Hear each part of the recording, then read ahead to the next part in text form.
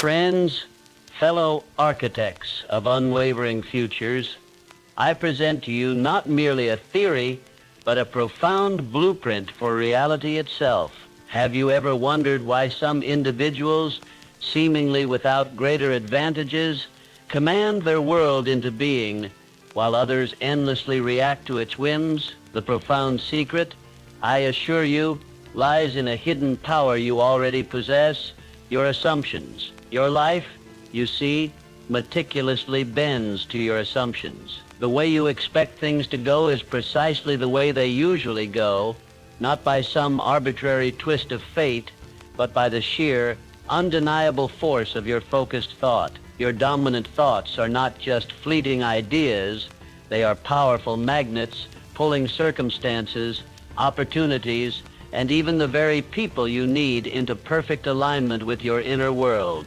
So, I challenge you now, with unwavering sincerity, what if you operated from this very moment, from the unshakable conviction that everything is working out for you, even when it's hard, even when it's silent, even when there's no proof?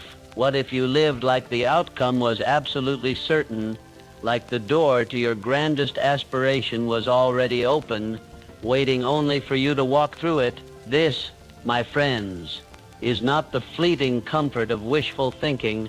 No, this is profound mental engineering, the very blueprint that allowed history's greatest minds to rise through failure, conquer criticism, and utterly defy the insidious grip of fear. Consider Henry Ford. He didn't merely hope things would work out, he decided they would. He poured his belief into the unknown long before the world even believed it was possible. When everyone declared the automobile a fantasy, he built factories. Thomas Edison, facing thousands of failed prototypes, didn't doubt after his first, his 100th, or his 10,000th attempt. Why? Because he assumed success was inevitable. He didn't need to see it. He carried it in his mind and acted as if it was already his. Charles Schwab, the titan of industry, didn't operate from fear. He operated from an unshakable faith in his vision, a faith so strong that entire steel empires were shaped by it. His certainty was contagious. His belief compelled other men to follow. And Andrew Carnegie, the man who transformed industry and amassed unimaginable wealth in America, did he ask, what if this doesn't work? Never. He moved as if the results were already secured. That, my friends, is the very energy that builds legacies. So I ask you directly, why not you? Why not now? Why not today? You have lingered long enough in the shadows of worry, wasted precious time in hesitation, and whispered insidious stories rooted in fear. Now, the moment has arrived to utterly rewrite that script, because the version of you that hesitates, that overthinks, that shrinks when life's symphony becomes loud, cannot, absolutely cannot, coexist with the version of you that walks in certainty. You cannot serve two minds, one must yield. Today, I hand you a new frame, a new filter, a new standard by which to live. Act as if everything always works out, not because it's guaranteed, but because this profound assumption renders you utterly unstoppable. When you embrace the inevitability of your success, you move with unparalleled courage, you speak with unshakable authority, and you command your life, instead of perpetually negotiating with its circumstances. This very discourse is your reset, your new operating system, and it is not to be heard once or twice, but to be repeated daily relentlessly until your subconscious accepts this certainty as immutable law, until the insidious tendrils of doubt wither and perish in the profound presence of your inner calm. For fear, my friends, cannot possibly reside where faith already reigns supreme. The very moment you begin to live in profound alignment with the assumption that your desired outcome is already secured, you, by that very act, utterly destroy fear. So, listen with every fiber of your being. Speak these truths aloud. Allow them to permeate your nervous system like potent fuel. For what we are embarking upon is not mere motivation, it is a profound reprogramming. And by the conclusion of this hour, you will not think the same way, you will not move the same way, and you will not be the same person. Let us begin this transformative journey. Let's initiate this profound journey with a single question.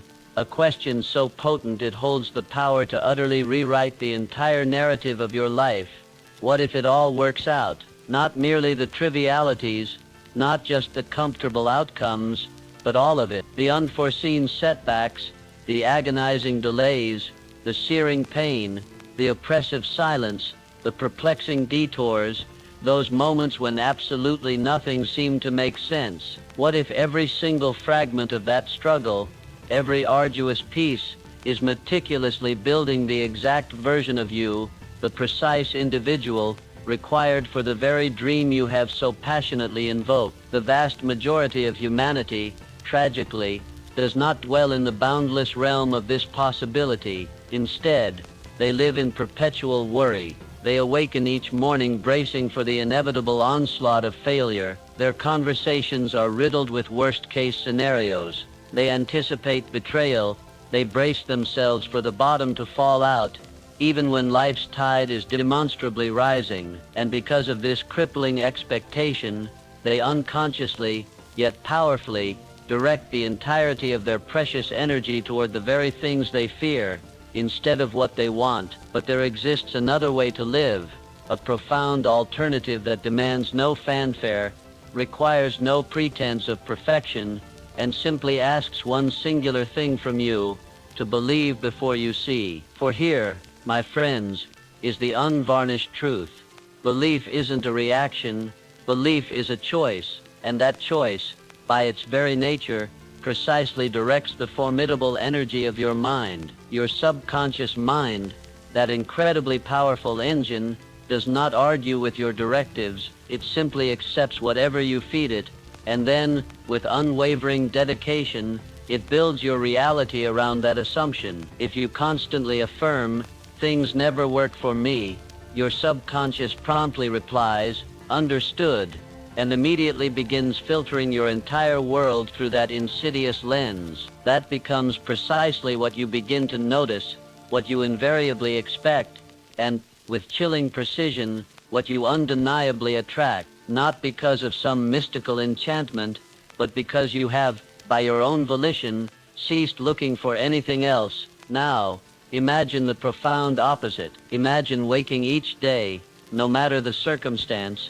with this quiet, yet unwavering command operating in the background of your consciousness: everything is working out for me. Even if you're broke, even if you've been betrayed, even if the path isn't clear yet, you still move, you still execute, you still build like the foundation is solid and the doors are already opening. That singular belief, consistently practiced, has the power to utterly rewire the entirety of your life. For when you assume things are working in your favor, you become profoundly calmer under pressure, infinitely more patient in the often agonizing waiting, and you move with an undeniable power, even when external evidence remains elusive. This, my friends, is not self-delusion.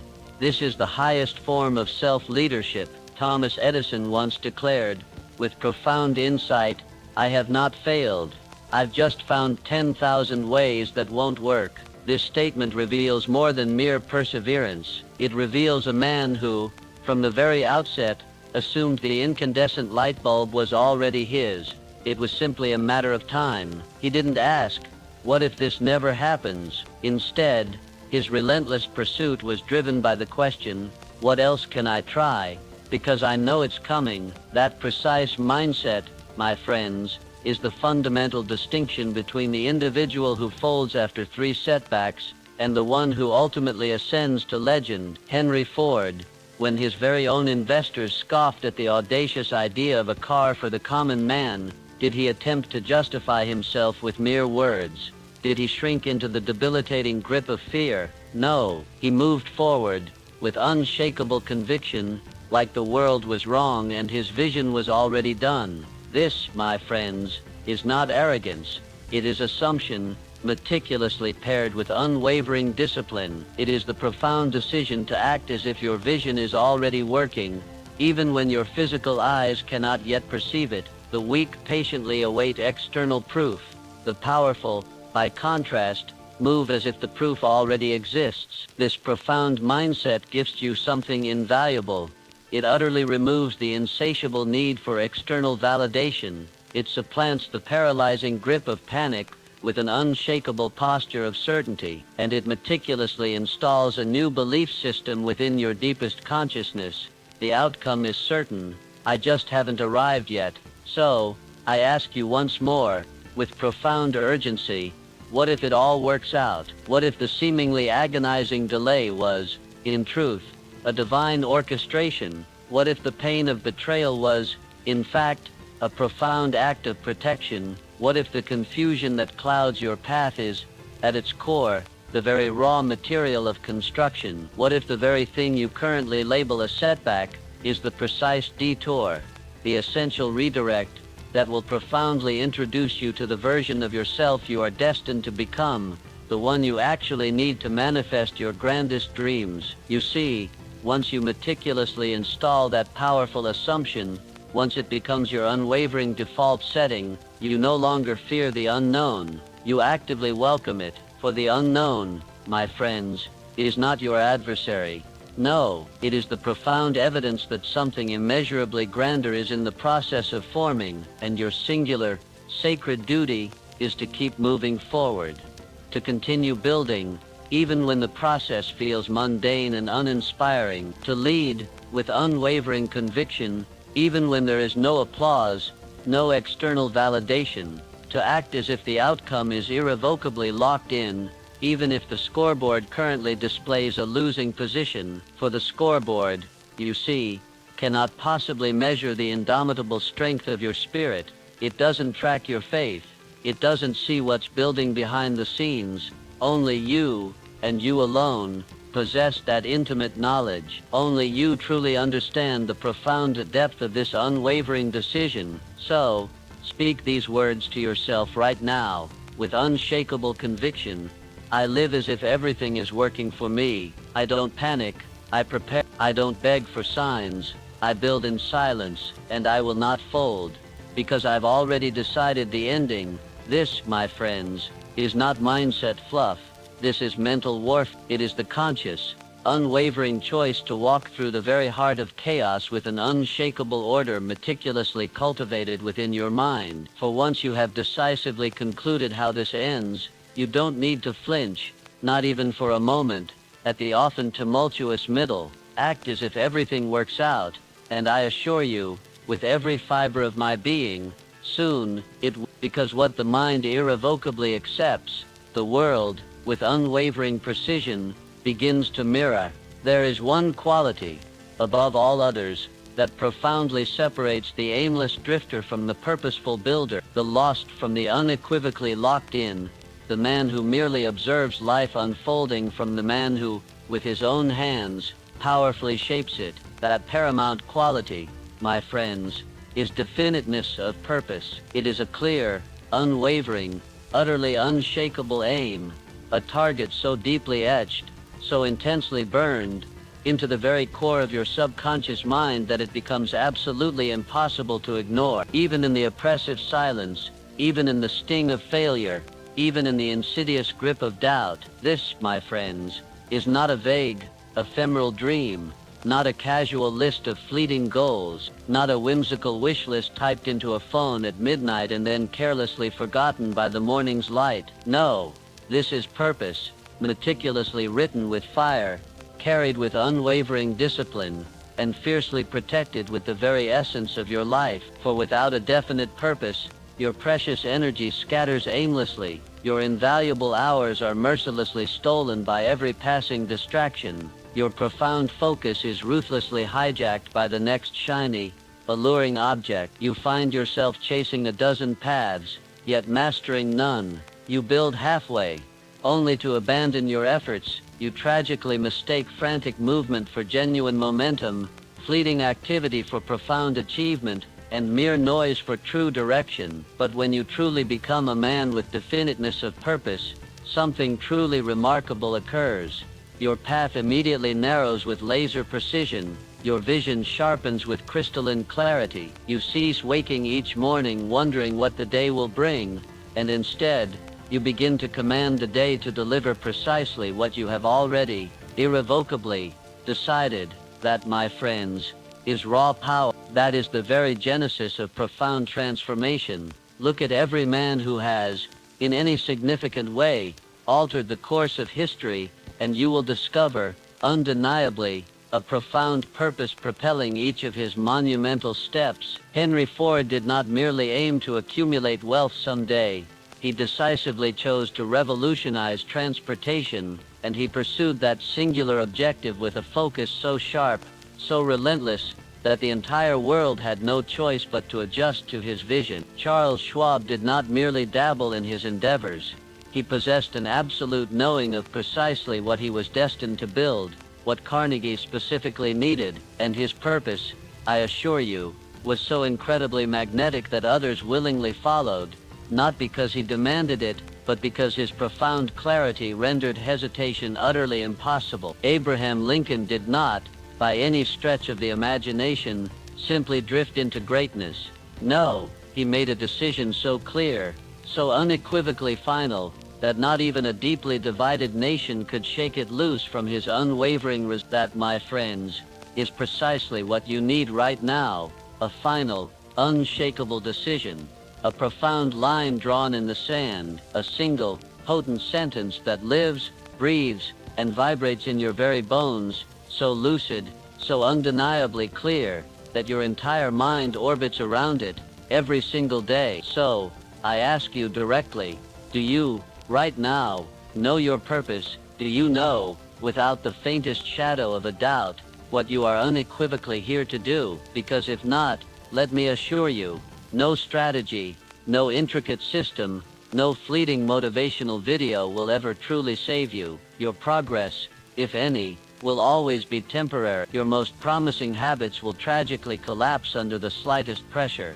because the one foundational element that holds it all together, the central pillar of your existence, is your unwavering why, your decisive choice, your profound purpose. Therefore, write it down. One sentence, not 10, just one.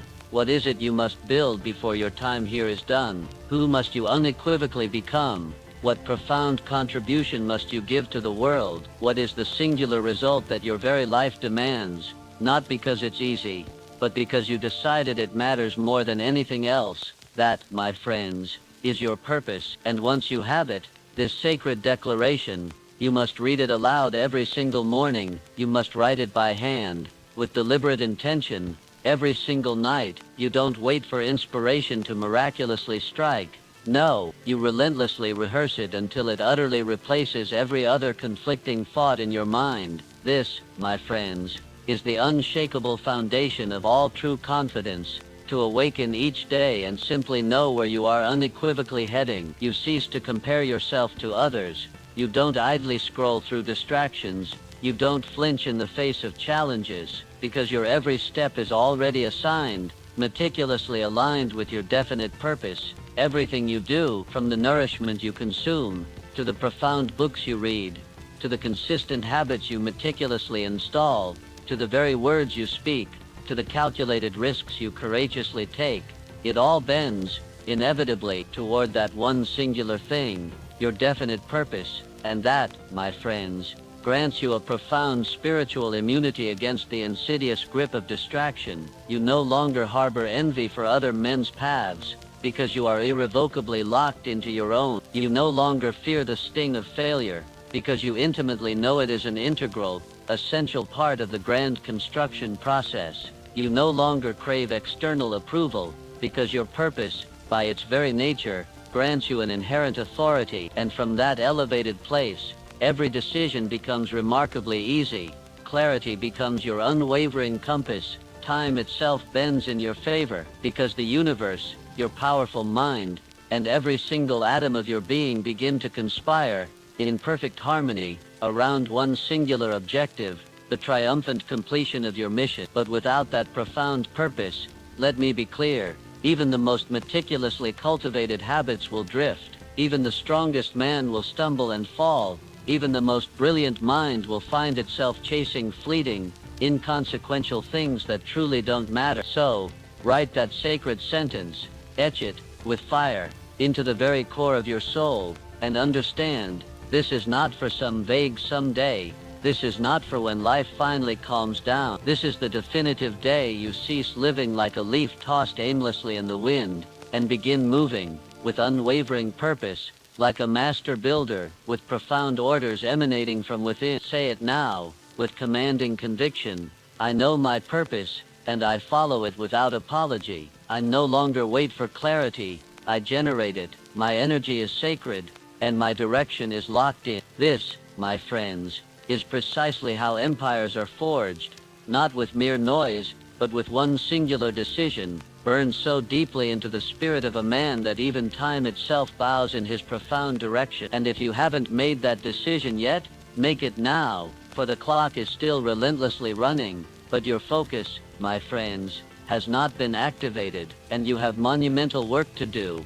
You have profound power to build, and none of it, I assure you, will ever materialize without purpose. Faith is not something you passively wait for. It is not some ethereal gift that mysteriously descends from the heavens.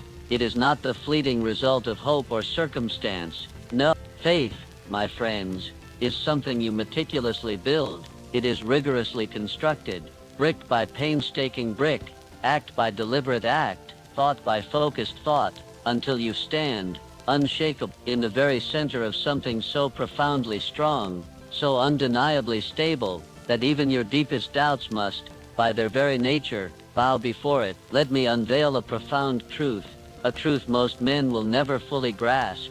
Faith is not emotion, it is repetition. It is the unwavering byproduct of consistent, disciplined belief, spoken aloud, meticulously written down, and decisively acted upon, until your subconscious accepts it as undeniable fact. You don't find faith, you forge it, you train it, you rehearse it until it no longer requires external evidence, because it, in its very essence, becomes the evidence. And here, my friends, is the absolute key. The mind doesn't believe what is inherently true. It believes, with unwavering conviction, what is consistently repeated. That, precisely, is why so many individuals tragically believe in failure, because they've, through relentless internal rehearsal, constantly spoken doubt into their existence, imagined disaster scenarios over and over again, and meticulously aligned their actions with fear, only to then wonder why faith has not miraculously arrived. Let me be unequivocally clear, you cannot continuously rehearse weakness and then, with any logical expectation, anticipate strength to magically appear. You cannot marinate in the insidious grip of hesitation and then, with any genuine hope, expect certainty to spontaneously grow. Faith, like a formidable muscle, is undeniably earned through resistance. It is meticulously built by deliberately applying pressure to your ingrained comfort zones. And every single time you follow through on a commitment, especially when it feels impossibly difficult, you earn more of that, my friends, is precisely why autosuggestion is not a mere game. It is the profound gateway to your transformation. It is the deliberate act of meticulously feeding your mind the precise identity you have consciously chosen, not the one you were arbitrarily given, not the one society has labeled you with, but the magnificent identity you have, with profound intention. That, precisely, is why I don't tell you to casually watch a video and passively hope it will magically transform you. I tell you to repeat it, to study it, to speak it back, because when you do that, when you make those profound words reverberate louder than the insidious whispers of doubt, something truly extraordinary begins to happen. You begin profoundly to believe yourself. That, my friends, is the fundamental root of all personal power, to intimately know that when you speak, your subconscious mind listens and obeys. So, you must begin each day with a commanding intention, not with the paralyzing grip of confusion. You awaken and speak the very script of the man you are unequivocally becoming, not merely because it sounds inspiring, but because you intimately know it is meticulously writing new grooves in the very fabric of your mind. And those newly forged grooves, I assure you, will inevitably become the precise path your feet will walk. Thomas Edison didn't succeed because he felt perpetually inspired. He succeeded because his unwavering faith in the ultimate outcome was demonstrably greater than any single failure he encountered. 10,000 times he tried. 10,000 times he found a method that didn't work, but he never once labeled them failures, because his faith was unshakably anchored. He had already, in his mind's eye, perceived the light bulb long before the world did, and every single act of effort, every moment of physical and mental fatigue, every instance he reset his tools and began anew, was another profound layer of belief meticulously built. Rockefeller didn't ascend to unprecedented heights of wealth by mere luck.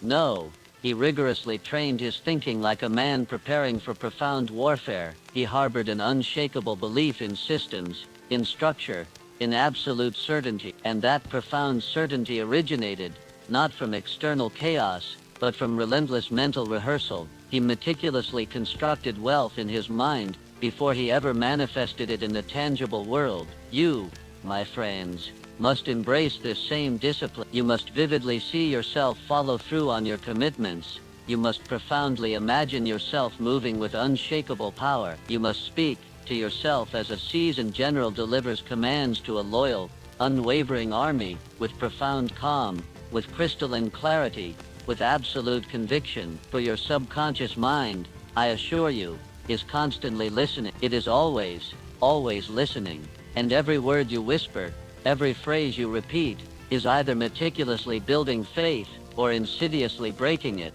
So, I ask you, are you currently speaking power or poison into your existence? Are you consciously reinforcing courage or unknowingly conditioning cowardice?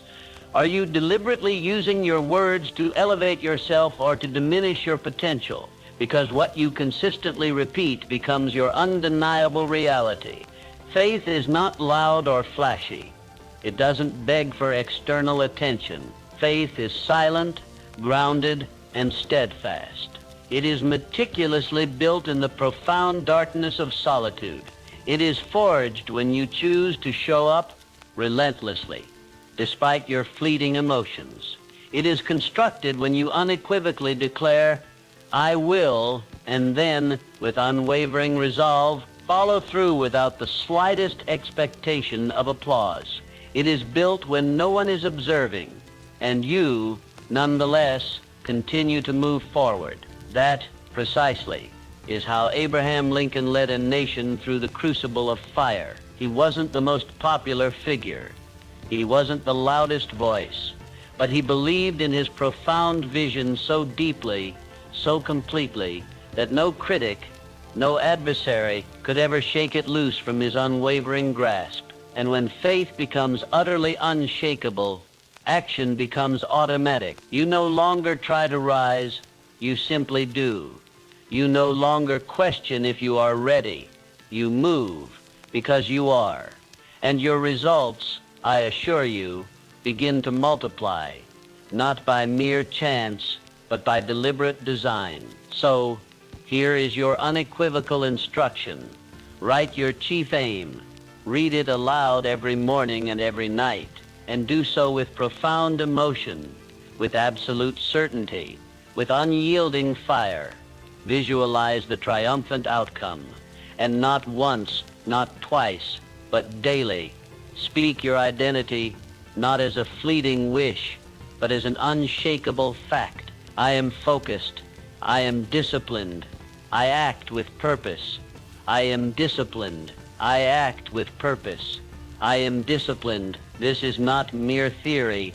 This is rigorous practice. And when you practice it long enough, the man you used to be, the man of doubt, of fear, of hesitation, he will inevitably fade into dust. And the man of unwavering faith will rise, not someday, but today. There comes a pivotal moment in every man's life when he must make a decision so utterly final, so absolutely absolute, that no path remains for retreat. That moment, my friends, is not about fleeting emotion. It's not about confidence.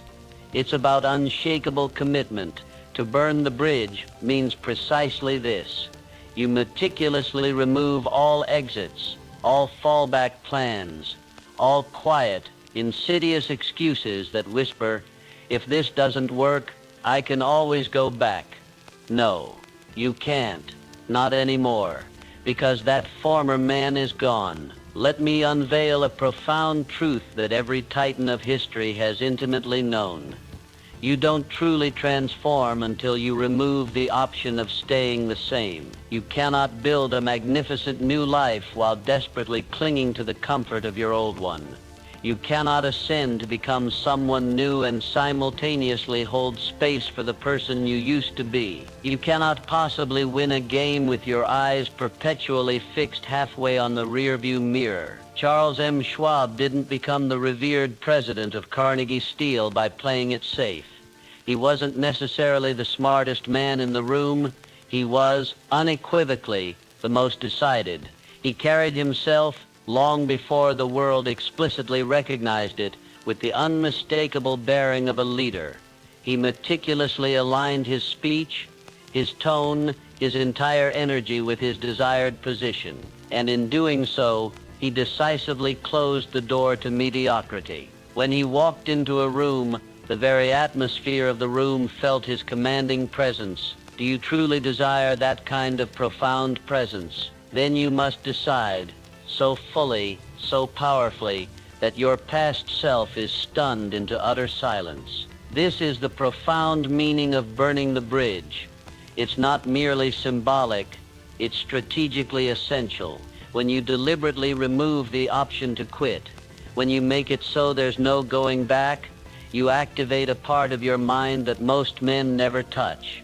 It's the part that simply must win, because it has no other choice. Andrew Carnegie demanded this very quality from his men. He sought not merely those who were interested in success, but men consumed by one singular obsession, men who had utterly burned the bridge to every other pursuit. He intimately understood this undeniable truth. A divided mind is, by its very nature, a defeated mind. And so must you. You cannot serve two identities simultaneously, the man you've been and the man you are unequivocally becoming. One of them has to die. That means you must ruthlessly eliminate everything that gives the old you oxygen. Every distraction, every excuse, every person who subtly or overtly keeps you playing small. You declare you wish to ascend? Good. Then the time has come to remove the very staircase that leads back down. You proclaim you want to become unrecognizable? Then stop clutching on to souvenirs from your past self. This means you must delete the contacts that drain your precious focus. You must clear your physical space of anything that reinforces old, limiting habits. You must stop visiting the mental corners where doubt still insidiously resides. You must utterly destroy the comfort zones you habitually retreated to. Because comfort, my friends, is a profound liar. It whispers that you're fine where you are, but greatness, I assure you, never dwells there. Greatness begins the precise moment you decisively close the back door and stride forward with unyielding fire. That is precisely what Henry Ford did when he wagered everything on the revolutionary assembly line. He didn't ask for permission. He didn't waste precious time attempting to convince the skeptics. He simply decided, and in that singular, powerful decision, he utterly removed failure as a viable option. People may have laughed at him.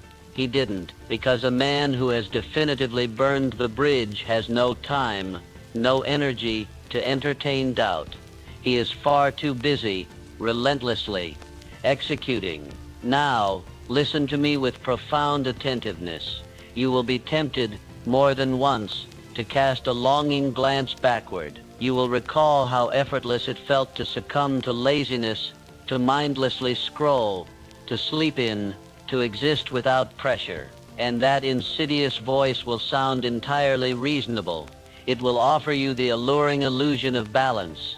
It will whisper, "It's perfectly okay, just this once." That voice, my friends, is the final, lingering ghost of your old identity.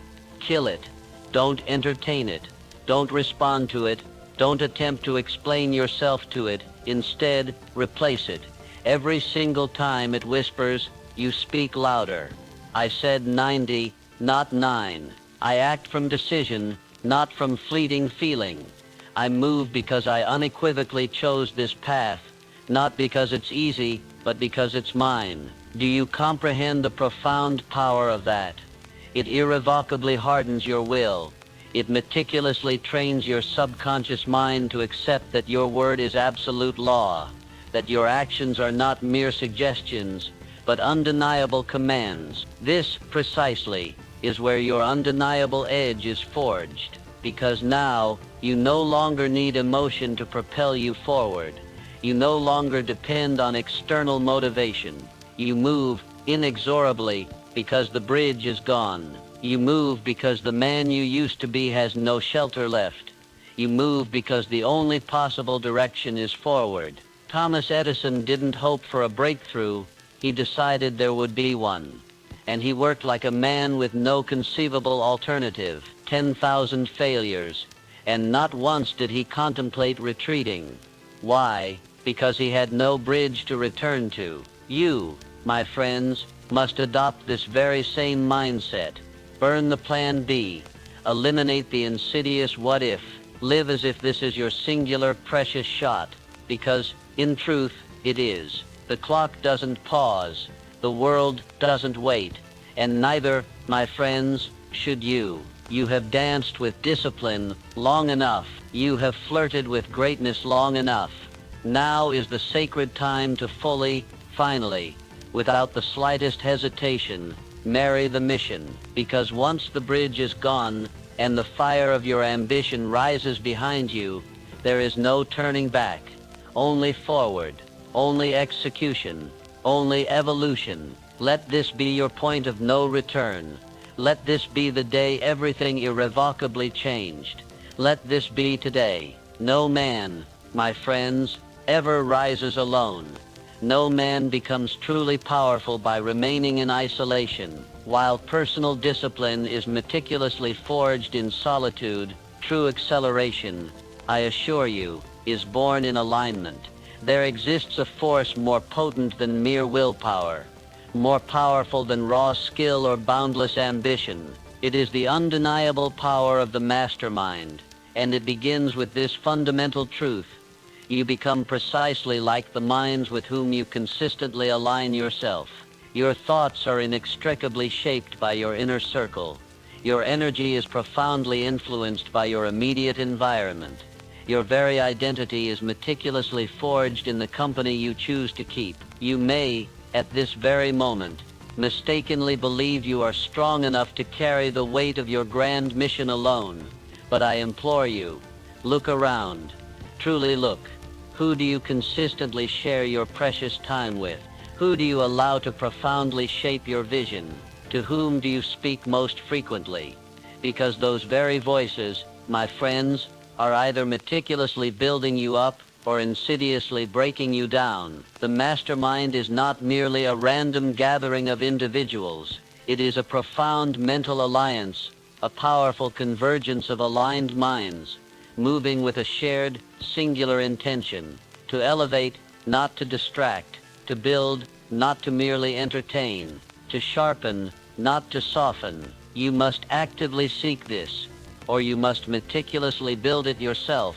This means you must seek out individuals who speak with crystalline clarity, who move with unshakable purpose, who profoundly understand the power of silence, who do not require constant reminders of the mission because they live it. When you purposefully connect your mind to others moving with the same unyielding fire, something truly miraculous begins to happen. You become faster, stronger, more focused. You exponentially multiply your energy. You compress timelines. You begin to unlock ideas you never, in isolation, would have conceived, because the mastermind, by its very nature, brings unparalleled perspective. This is not mere theory. This is the very same strategic approach employed by history's greatest builders. He meticulously surrounded himself with thinkers, engineers, and men of unshakable belief. They didn't always agree on every detail, but they were unequivocally aligned in their overarching purpose. They pushed each other. They challenged each other into higher, more profound forms of execution. Thomas Edison, the prolific inventor, cultivated a formidable mental network of collaboration, not of distracting noise. Ideas flowed effortlessly between these aligned minds, each thought sharpened through shared obsession. Andrew Carnegie, one of the wealthiest and most influential minds ever to grace this planet, unequivocally attributed his immense fortune, not to luck or initial capital, but to the profound power of the mastermind, to having one singular goal, meticulously reinforced by many minds, united in unwavering purpose. Charles M. Schwab, too, ascended because he diligently sought alignment with the highest vision, and he meticulously made it his daily environment. The mastermind, my friends, doesn't simply materialize by chance. It is carefully, deliberately created. But let us be unequivocally clear. Not everyone in your current circle qualifies for this sacred alliance. A true mastermind does not include individuals who speak with debilitating doubt, people who engage in idle gossip, those who perpetually chase fleeting comfort, individuals who mock discipline, people who endlessly wait for external permission to move forward. You must, with uncompromising resolve, immediately remove them from your mental atmosphere, because a single weak mind in your immediate circle has the power to dilute the very fire you are painstakingly building. Protecting your energy is not arrogance, it is a profound strategy. If a man doesn't nourish your vision, he insidiously bleeds it. If he doesn't mirror your commitment, he distracts you from it. If he cannot perceive the magnificent future you are meticulously building, he has no place in its foundational structure. Let me give you a profound rule. If you wouldn't willingly trade places with their life, don't. Under any circumstances, take advice from their voice. You are not, my friends, obligated to carry the cumbersome weight of others' confusion. You are here to construct something profoundly different, something sharper, clearer, higher. So, what do? You form your mastermind by choice. Start with one aligned mind, one voice that sharpens your intellect, one individual who speaks clarity over chaos. Then, meticulously add another, and another, until your circle transforms into a powerful system, a formidable structure, a support so tight, so unequivocally aligned, that failure becomes an exceedingly difficult, almost impossible, outcome. Meet weekly, with unwavering purpose. Share your goals. Hold each other to higher, more demanding standards. Ruthlessly eliminate soft language. Maybe, someday, I'll try. Replace it with powerful declarations, with unyielding accountability, with unadulterated fire. And if you cannot, at this very moment, find this circle, then be it. Be the standard. Speak with authority. Move with conviction. Others will profoundly feel it, and they will either rise to meet you, or gracefully fall away. Do not chase fleeting approval. Do not attempt to convert those who are irrevocably committed to aimless drifting. Just build. Just move. Just live aligned with your highest vision, and those who are truly meant to walk with you will inevitably appear. This is not about community for the sake of mere comfort. It is about alignment for the sake of profound power, because when a mind as sharp as yours converges with another of equal fire, the very laws of success begin to bend in your favor. The path becomes clearer. The results arrive faster. The debilitating noise becomes quieter. This is the hidden power of the mastermind, the power to exponentially multiply your mission. So, make your decision now. Who do I urgently need to align with? Who do I courageously need to release from my life? And who do I unequivocally need to become to attract the very minds I desire to surround myself with? Then, begin.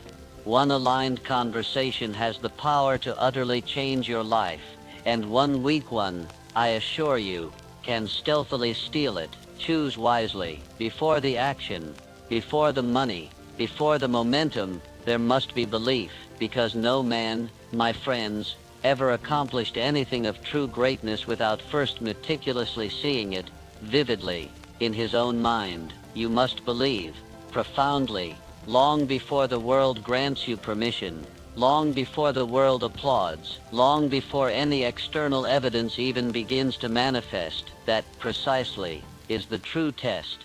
Can you act as if it's already a tangible reality, even while it remains utterly invisible to others? This is what fundamentally separates the select few who rise from the multitude who, sadly, quit. Understand this profound truth. Faith is not a luxury. It is not an optional mindset reserved only for the inherently optimistic. Faith is an absolute requirement. It is the foundational beginning of all true transformation. You may mistakenly believe you need absolute clarity to begin. You don't. You may think you require abundant resources, boundless motivation, or constant support. You don't. What you truly need, my friends, is a decisive choice, unequivocally backed by unwavering belief, the kind of belief that resonates deep within your chest, that propels your feet forward, that speaks louder than any doubt, even when your voice might initially tremble. Abraham Lincoln didn't possess an infallible knowledge of how the Civil War would ultimately conclude. He didn't operate with absolute certainty in his every strategic maneuver, but he possessed an unyielding faith in fundamental principle, a profound faith that freedom must, inevitably, triumph, even if the road to victory demanded everything. Henry Ford had no definitive map, no established market, no widespread approval, but he believed so profoundly in his vision that the entire world eventually bent to his unshakable certainty. Rockefeller meticulously constructed empires long before the physical infrastructure even existed. Why? Because in his mind, it was already done. Edison, Carnegie, Schwab, none of them passively waited for external evidence before they embraced belief. They actively created the evidence by acting decisively in advance of it. That, my friends, is what faith does. It precedes the results. But fear, my friends, fear does the profound opposite. Fear whispers, "I'll wait until I see proof." Faith, by contrast, declares, "I'll move, and then, by my actions, make the proof appear." Which voice will you obey? Fear waits. Fear scrolls through distractions. Fear meticulously calculates every conceivable risk and tragically forgets every potential reward. Faith builds. Faith acts. Faith believes, and moves forward anyway. And if you mistakenly believe this is merely positive thinking, you fundamentally misunderstand the immutable laws that govern your powerful mind. Your subconscious doesn't respond to what is objectively true. No, it responds, with absolute obedience, to what is consistently repeated, what is profoundly felt, what is believed. If you relentlessly repeat fear, your life will inevitably become a debilitating pattern of protection. If you consistently repeat belief, your life will unequivocally become a magnificent pattern of creation. That, precisely, is why autosuggestion is so vitally important. Why you don't simply hear these words, but you speak them, you feel them, you emotionalize them, into the very core of your subconscious, until they become your identity. You don't just declare, "I believe." No, you declare with unwavering conviction, "I act with faith. I don't wait to feel ready. I know who I am, unequivocally becoming, and I move accordingly." This, my friends, is how belief is meticulously installed. Every single day, you speak the vision into existence. Every single day, you move as if it's already accomplished. Every single day, you steadfastly refuse to allow fear to direct your decisions. That's the part most men tragically miss. They mistakenly think belief is just mindset. But belief, my friends, is also emotion. If you truly desire to believe, then act like you believe, because action, in its very essence, reinforces belief. Each time you follow through on a commitment without immediate external evidence, Each time you show up relentlessly when it feels arduous, each time you steadfastly keep your word in private, you meticulously construct a new identity within yourself, an identity that unequivocally declares, I don't need proof, I am the proof. Let me give you an immutable law. Belief precedes performance. You will never, never outperform the image you hold of yourself within your mind. So the question isn't, can I do it? The question is, what am I relentlessly rehearsing? What am I, in profound silence, telling myself daily? What identity am I speaking into undeniable existence or tragically avoiding out of fear? Because the world, my friends, doesn't respond to mere potential. It responds to unwavering certainty, certainty in your voice, certainty in your movement, certainty in your very presence. You can't fake that. It must be forged. And you forge it through daily rehearsal, through relentless repetition of belief in the profound absence of immediate proof. Every single morning, speak your vision. Every single evening, reflect on your actions. Every single hour, steadfastly refuse to betray the man you have declared you are becoming. And watch what happens. The fear doesn't vanish, but your faith will become louder. The doubt doesn't disappear, but your decisive choices will override it, until, eventually, your belief becomes utterly undeniable. And so, my friends, will you? This is not mysticism. This is not fantasy. This is the unvarnished reality of how every empire begins, with an invisible vision, believed in so deeply, repeated so often, and acted on so boldly, that the world has no choice but to perceive it too. So, choose your belief now. Choose what you will relentlessly repeat, because you are always programming your mind. The only question is, with what? Let your unwavering faith become your unshakable foundation, and let your daily actions serve as undeniable proof of its power. If there is one solitary trait that profoundly separates the builders of history from the men who tragically remain perpetually in hesitation throughout their entire lives, it is decisiveness, the unwavering ability to choose and then, irrevocably, never to retreat. You don't. My friends, passively drift your way into profound greatness. You decide your way there. One singular decision, meticulously repeated without apology, becomes the unassailable dividing line between those who ultimately forge history and those who merely observe its unfolding. Let this truth be profoundly understood. Indecision is the insidious breeding ground of fear, and the longer you procrastinate in making a definitive choice, the louder the insidious whispers of doubt will become. A man who delays, my friends, ultimately decays. Every single time you hesitate on your next crucial step, you unwittingly create space for debilitating second-guessing, for the intrusion of outside opinions, for fear cunningly disguised as logical reasoning, and slowly, imperceptibly, your vital energy leaks away, your precious clarity fades, your unshakable conviction crumbles. This, precisely, is why a man must rigorously train himself to decide swiftly and then, with profound discipline, change his mind slowly, if at all. That, my friends, is the very habit of the elite. Henry Ford was not a man who asked permission. He didn't poll the crowd when he made a momentous decision. His choices were final, forged in the crucible of his own unwavering conviction. Even when his very own engineers declared that an 8-cylinder engine cast in one single block was an impossible feat, he simply commanded them, build it anyway, and they did, because his decision was demonstrably stronger than their collective doubt. Charles Schwab, within the colossal steel empire of Carnegie, ascended not merely because of his competence, but because of his unparalleled decisiveness. He didn't hesitate. He didn't dance evasively around responsibility. He moved. He intimately understood the profound pressure of command, and he consistently made the hard, necessary calls. This is what most individuals tragically miss. They mistakenly think successful men are inherently the smartest or the most connected. No, they are, above all else, the most decided. They stride into each new day already knowing, unequivocally, who they are. They don't need the fleeting sensation of feeling ready.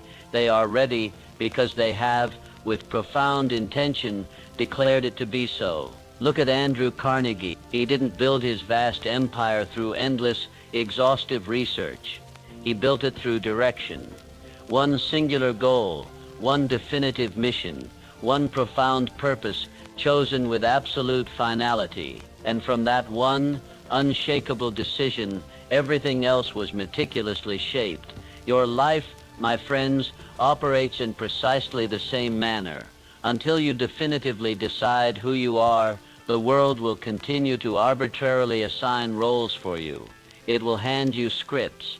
It will offer countless distractions. It will tempt you to remain comfortably average. But when you decide, truly, profoundly decide, the world, I assure you, has no choice but to meticulously rearrange itself around that unwavering choice. Here is the immutable law. Decision creates identity. Indecision, conversely, merely preserves the old self. So, if you find yourself continually drifting back into old, limiting habits, it's not because you are inherently weak, it's because you haven't, with absolute conviction, decided to leave them permanently behind. What's even more insidious, indecision breeds more indecision. It compounds, and soon your life becomes a suffocating loop of almost starts and tragically nearly finished goals. But when you choose, when you courageously burn the bridge, when you utterly eliminate the insidious backup plan, you create an energy that cannot be faked. That energy, my friends, the entire world responds to it. Your very mind aligns to it. Your unwavering standards are born from it. Let me give you a clear, actionable instruction. Make one powerful decision today, and then, with absolute resolve, refuse to ever revisit it. If it concerns your fitness, decide. If it concerns your business, decide. If it concerns who you're becoming, decide now. And when the insidious voice of doubt creeps in, when the temptation to adjust, or to wait, or to simply feel it out subtly appears, you don't listen, because the decision is already, irrevocably, made. Thomas Edison didn't ask the light bulb for permission. He didn't wait until he had all the answers. He decided, and he pursued over 10,000 attempts, not trials, but decisions. You need that very same resolve, because each decision, powerfully backed by definiteness of purpose, meticulously builds your internal spine. And once your spine is built, the storms of life lose their power. They cannot move a man who has already decided. Even Abraham Lincoln, who faced the weight of a nation in civil war, wasn't paralyzed by indecision. He was methodical, but he was final. His Emancipation Proclamation wasn't born of public applause. It was born of profound personal resolve. That kind of unwavering decision, my friends, irrevocably shapes the future. So, ask yourself now, what decision have you been avoiding? What goal have you kept open so you don't have to commit? What mission have you left negotiable? Draw the line today. Say it out loud, if you have to. I no longer delay. I no longer drift. I no longer entertain versions of me that hesitate. You say it, you write it, you live it, and from that one decision, all other actions will inevitably flow. Because the truth is this, most men aren't waiting on opportunity, they are waiting on permission to decide. But I tell you now, with absolute certainty, no one is coming to give it. The greats didn't wait, they chose. So choose with spine, with fire, with finality. And from that moment forward, you become unshakable. There is a secret, deeply embedded in the very foundation of every colossal fortune. It's not luck, it's not timing, it's not charm. It is the unwavering habit of consistently doing more than one is paid to do. This immutable law, the law of compensation, governs advancement with the same unerring precision that gravity governs motion. It doesn't discriminate. It doesn't miss. It simply returns to each individual the precise value he contributes, multiplied exponentially over time. And here, my friends, is the unvarnished truth that most individuals will never fully grasp. You are not paid for your time. You are paid for your value. And value, I assure you, is determined by one singular thing: how far you are unequivocally willing to go beyond what is merely expected. The average individual performs consistently at the minimum level commensurate with his paycheck. But the exceptional man, he performs always at the absolute zenith of his boundless potential. He doesn't wait to be rewarded. He becomes so incredibly effective, so remarkably consistent, so profoundly valuable that reward becomes not a possibility, but an absolute inevitability. This is the law, and it cannot be faked. Charles Schwab rose from humble beginnings, not because he had a better education, but because he had a better attitude toward his work. He rendered himself indispensable by making himself irreplaceable. He gave his entire mind. He gave his boundless energy. He consistently gave more than he was paid for. And because of that unwavering commitment, Andrew Carnegie eventually compensated him more handsomely than any other steel man in history. Carnegie himself practiced this profound principle with almost spiritual devotion. In the early stages of his career, he worked longer hours, embraced greater challenges, and proactively volunteered for responsibilities that extended far beyond his official title. He did so not for recognition, but for growth. And that growth, I assure you, meticulously positioned him for unprecedented opportunity. This, my friends, is precisely how the climb to greatness begins. You don't get promoted by asking. You get promoted by becoming too valuable to ignore. Understand this profound truth. The marketplace pays for impact, not intention. It doesn't matter how long you meant to. It doesn't care how busy you were. It only measures results, and those results are multiplied for the man who consistently goes above and beyond. That's where you must live. In the extra mile, the unpaid hour, the unseen effort, the quiet improvement, because here, my friends, is the secret no one talks about. The extra mile is the emptiest one, and that's why it's where all the power lives. Everyone wants to get ahead, yet tragically few are willing to give more than they're asked. Few wake up early without being told. Few deliver excellence when average is accepted. Few take ownership of mistakes that weren't even theirs. But the few who do, they, inevitably, rise. Thomas Edison didn't stop when the world said enough. He worked relentlessly, not to clock hours, but to produce value. Over 1,000 patents, invention after invention. Why? Because he focused not on reward, but on output, and reward followed. And this is why you must detach from immediate return. If you only act when rewarded, you will forever be enslaved by permission. But if you act from principle, from the law itself, you become independent of circumstances. You act not for applause, but because you are the kind of man who consistently does more than what is required. And over time, I assure you, the world will inevitably catch up to your profound out. Henry Ford didn't invent the car. He revolutionized the process. He built something better, faster, more accessible. He didn't stop at good enough.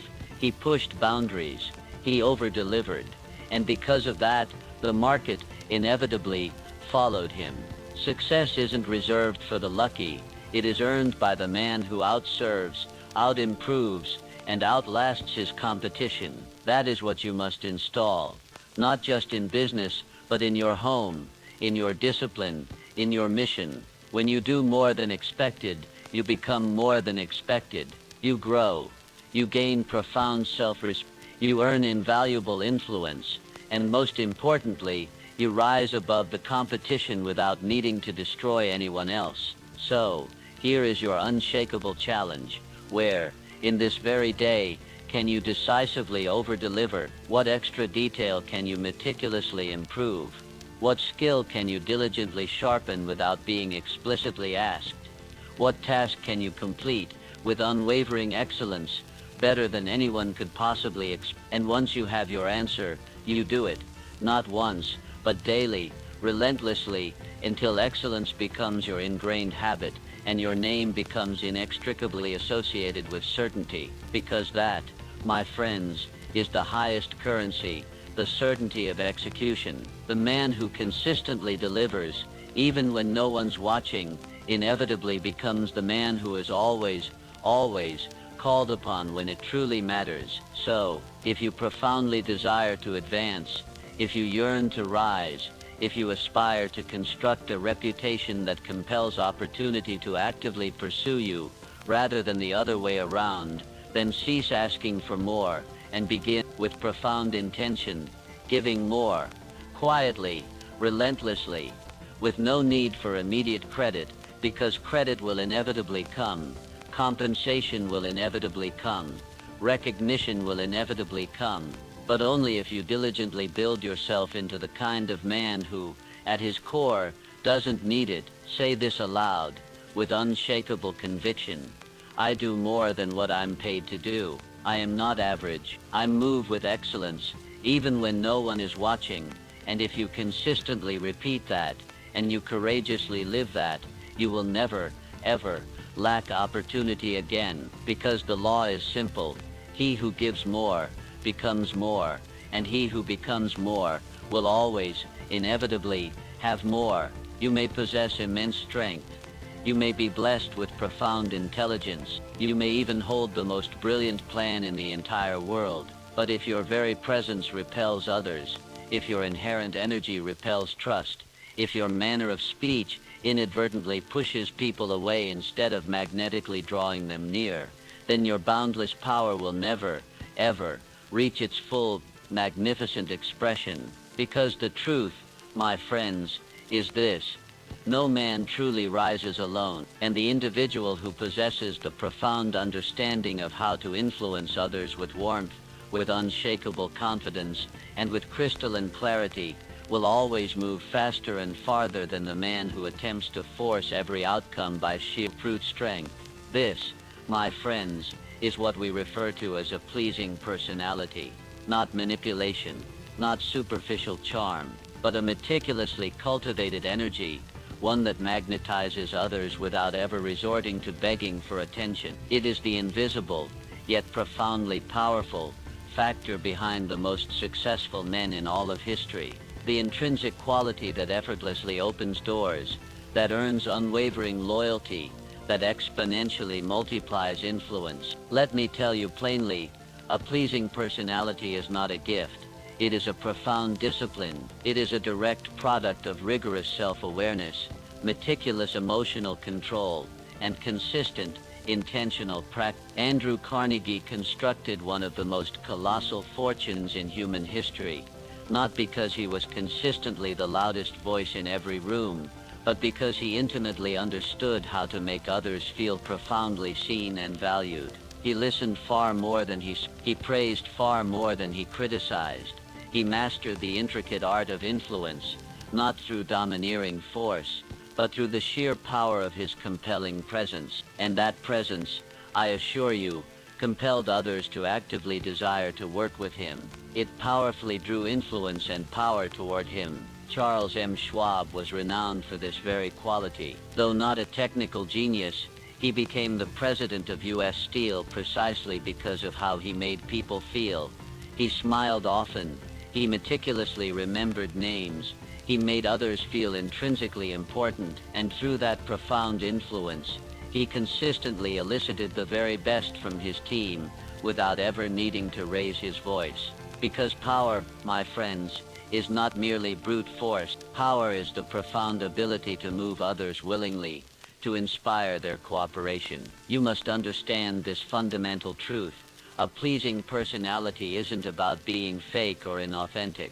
It's not about being soft or subservient. It's about meticulously refining yourself into someone whose very presence unequivocally communicates this profound message.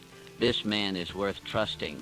This man is worth following, and that doesn't necessitate becoming a mere performer. It means diligently mastering these quiet, yet immensely powerful, disciplines, your tone of voice, immediate tone, is speak with conviction, not with hesitant uncertainty. Your facial expression, a calm, confident presence speaks volumes before you utter a single word. Genuine interest. People remember how you made them feel. Ask real questions. Listen deeply. Optimism. A pleasing personality doesn't dwell in debilitating negativity. It uplifts. It radiates profound certainty. The world, my friends, is overflowing with loud, bitter, argumentative individuals desperately attempting to prove themselves. But the man with a truly pleasing personality, he doesn't argue, he doesn't shout, he doesn't over-explain, he influences, he persuades, he meticulously builds bridges where others, tragically, burn them. Thomas Edison collaborated with teams of brilliant minds, and though he was intensely driven, he intimately understood the immense value of collaboration, of meticulously creating a magnetic environment that compelled others to actively desire to contribute their genius. His laboratories weren't just centers of invention, they were environments profoundly charged with positive expectancy. That precisely is what a pleasing personality creates. Movement without resistance. Now, let's make it profoundly practical. If you want to be truly powerful, you must become likable, not because you seek superficial approval, but because you intimately understand this immutable law. People move faster, with greater enthusiasm, for individuals they genuinely admire. When you speak with profound respect, others, in turn, reciprocate that respect. When you walk with presence, others feel it before you speak. When you remove the need to prove, you gain the ability to persuade, and persuasion moves mountains. Ask yourself, do people feel stronger after speaking with me? Do I make others feel valued? Not by flattery, but by attention. Do I carry myself with calm authority, or chaotic energy? Because here's the bottom line. The most powerful man in the room isn't the one who talks the most, but the one others listen to when he finally speaks. Abraham Lincoln is remembered as one of the greatest presidents not because he dominated others, but because he combined firmness with humility. He communicated with simplicity, with clarity, with presence. Even in the darkest times, he radiated a pleasing personality that gave the people confidence. He didn't surround himself with yes men, but he valued those who could communicate ideas with calm strength and direction. He wasn't polished in speech, but he was consistent in presence, and consistency creates trust. That's the essence of a pleasing personality. You don't chase attention, you command it through character. So here's your challenge. Speak less, and when you do, speak with intention. Smile more, not as a mask, but as a message. I am in command of my energy. Move slowly, speak clearly, make others feel seen, heard, and most of all, live your life in such a way that your presence makes others want to be better, because that's the highest form of influence. The man who uplifts everyone around him without effort, simply by being who he is. Repeat this daily. My presence is calm, powerful, and persuasive. I make others feel seen, heard, and understood. I do not argue. I influence, and over time, that energy becomes magnetic. The world starts leaning toward you, not because you shouted, but because you built yourself into a man worth following. There is a law, one so powerful, so consistent, that those who live by it are destined to rise, and those who violate it are sentenced to mediocrity. It's not written in stone. It's not taught in schools. It's rarely mentioned in conversations about success. And yet, every successful man I've ever known obeyed this law like it was scripture. It is the law of increasing returns. The man who does more than he is paid for will soon be paid for more than he does. Let that echo, because it is not a motivational phrase.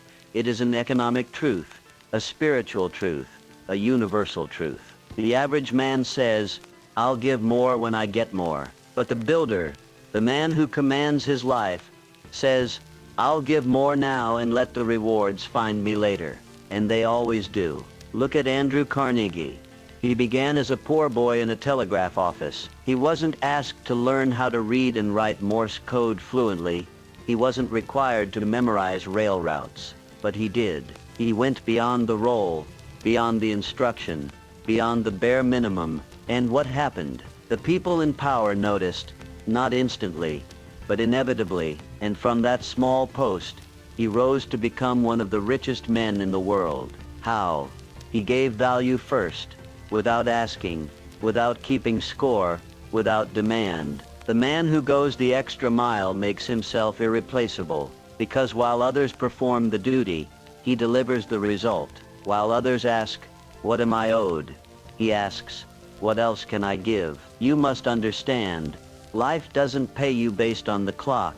It pays you based on value. Your time means nothing if it produces little, but your effort, your initiative, your refusal to cut corners or wait for reward, that makes you unstoppable. Thomas Edison knew this well.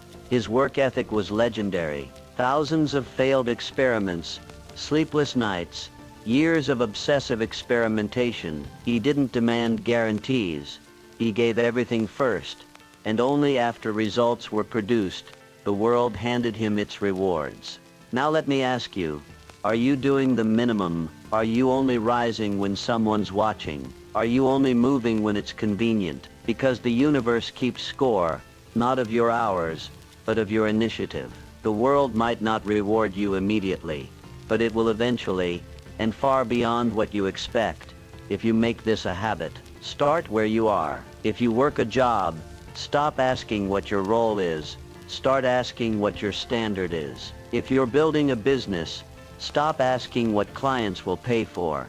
Start asking what would blow them away. If you're building a skill, don't just check the box.